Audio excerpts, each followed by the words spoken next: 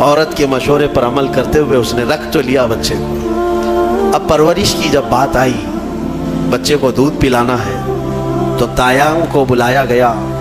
شاہی خاندان میں بچے کی پرورش ہو رہی ہے، بہت ساری عورتیں آئی، دودھ پلانے کی کوشش کرتی رہی۔ موسیٰ علیہ السلام کسی کا دودھ نہیں پکڑتے تھے۔ ان کی بہن وہیں کھڑی تھی، اس نے کہا کہ میں ایک دایا کو جانتی ہوں جس کا دودھ ہر بچہ پی لیتا ہے۔ اس سے کہا گیا کہ بلا لاؤ۔ وہ جا کر اپنی ماں کو بلا لائی، اپنی ماں کو لے آئی، اور ان کی ماں آئی، موسیٰ علیہ السلام کو اپنے سینے سے لگائی تو دودھ پینے لگ گئے۔ تو سب میں یہ بات مشہور ہو گئی کہ یہ یہاں کی مشہور دایا ہے، اور یہ خاندان کے اندر رہے گی، شاہی خاندان میں محل میں رہے گی، اور بچے کو پلانے کی اجرت بھی دی جائے گی، اجرت بھی دی جائے گی۔ فرعون کے گھر میں پرورش بھی اور انہی کی ماں سے دودھ بھی پلانا، پھر پلس اس کی اجرت بھی دلانا، یہ شان ہے رب ذوالجلال کی۔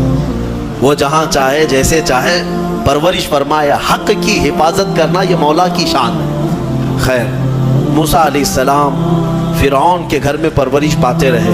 جب آپ کی عمر 2 سال کے قریب کی ہوئی، فرعون اور اس کی بیوی بیٹھے ہوئے تھے۔ موسیٰ علیہ السلام کھیلتے کھیلتے گود میں آئے اور فرعون کی داڑھی پکڑ کر اس کے منہ پہ تماچا لگا دیا۔ پہلی مرتبہ کسی نے بادشاہ کے منہ پر تماچا جڑا ہے تو بیٹا گھر کا، لیکن فرعون کو پہلی مرتبہ وہ زناٹے دار جو تھپڑ لگا، ہو سکتا ہے تارے نظر آ گئے ہوں، وہ گھبرا گیا، کہا کہ یہ بچہ ایسا کیسے مجھے مار سکتا ہے، ہاتھ کیسے اٹھا سکتا ہے۔ دسترخوان سے اٹھ گیا اور کہا اپنی بیوی سے، بیگم مجھے لگتا ہے یہی وہ بچہ ہوگا، یہی بچہ ہوگا جو سلطنت کے ہمارے خلاف جائے گا۔ پھر بیگم نے کہا ایسا کیسے ہو سکتا ہے، بچہ ہے، چھوٹا ہے، اور لاڑ پیار میں بچے ماں باپ کے ساتھ اس طرح کی حرکتیں کرتے ہیں۔ فرعون نے کہا نہیں، مجھے چیک کرنا ہے، یہ بچہ جاندار ہے، جانکار ہے، یہ جانتا ہے۔ تو پھر موسیٰ علیہ السلام کا وہاں پر امتحان لیا ہے۔ فرعون کی بیوی بچانے پر لگی ہوئی تھی۔ فرعون نے کہا کہ ٹھیک ہے، دیکھتے ہیں یہ کہ بچے کو سمجھ ہے یا نہیں ہے۔ امتحان کے لیے بیگم نے کہا ایک کام کرو، ایک برتن میں آگ کے انگارے دہکتے ہوئے کوئلے وہ بھی لائے جائیں، اور ایک برتن میں سفید پھول لائے جائیں۔ اگر بچہ عقل مند ہوگا تو پھولوں کو پکڑے گا، نہیں تو پھر یہ لال چیز کی طرف بچوں کا ہاتھ زیادہ جاتا ہے، آگ دیکھے گا۔ کہا ٹھیک ہے، یہ آزمائش کی جائے گی۔ ایک برتن میں آگ کے لال سرخ انگارے کوئلے لائے گئے، اور ایک برتن میں پھول لائے گئے، دونوں رکھے گئے۔